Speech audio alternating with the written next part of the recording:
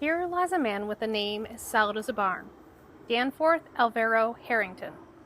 He was born November 1840 in Hounsfield, New York, and he stood 6'1", with light hair, blue eyes, and a life full of grit, heartbreak, and the occasional bizarre family scandal.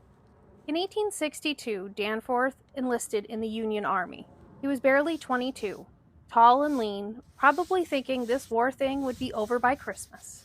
He signed up with Company H of the 121st New York Volunteers and stuck it out for 3 years, climbing the ranks from private to sergeant. He was wounded at Gettysburg, hit by flying shrapnel. Another time, there was a large explosion by his ear, leaving him deaf on one side, something that might have come in handy later when raising 7 children. After the war, Danforth returned home and married Jonah Carley, a local woman with a complicated family tree. Her father, Jedediah, served a 2-year sentence for stealing a horse.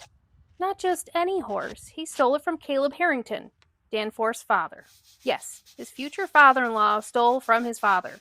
Thanksgiving dinners must have been interesting.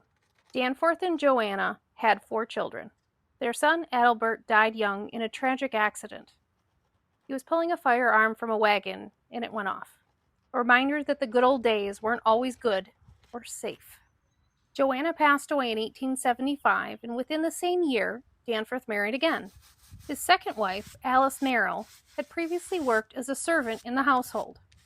Call it a 19th century version of The Bachelor, Jefferson County edition. With Alice, he had 3 more children, one of whom, Lida, died very young. His sons, Manly and Leroy, carried on the family tradition of farming, likely with ears full of his father's war stories. By his later years, Danforth was living with his daughter, Dora, at 1005 Bronson Street in Watertown. He'd lived in at least 8 towns over the decades. Census records practically needed a map to keep up with him. Then, in one of the oddest twists, a wound from his youth, a deep axe cut in the foot, developed gangrene 60 years later, and ultimately led to his death in 1917. Apparently, Danforth was so stubborn that even his injuries aged with him.